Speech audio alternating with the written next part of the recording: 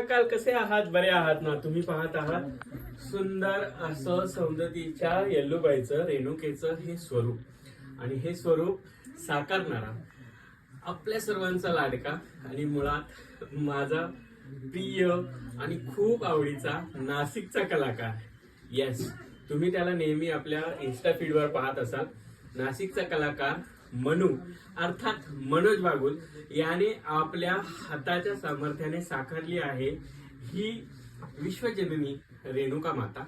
रेणुकेने त्याला इतकी सुंदर कला दिली आहे की रेणुका स्वतःहून त्याच्याकडून इतक्या सुंदर रुपड्याचं इतकं छान साकारलेलं रूप स्वतःच साकारून घेते.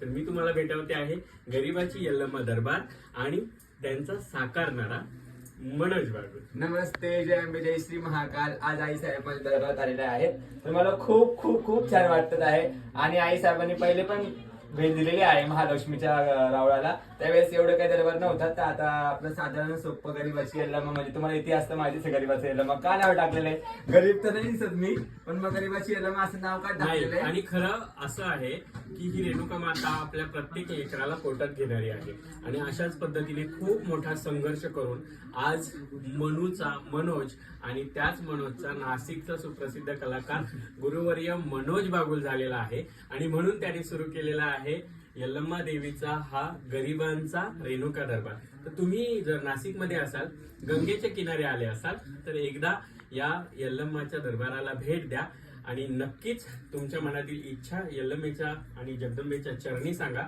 सर्व इच्छा पूर्ण होतील. म्हणूनच तुमच्या भेटीसाठी तयारच आहे. जय श्री महाकाल. जय श्री महाकाल. उदग आई उदग.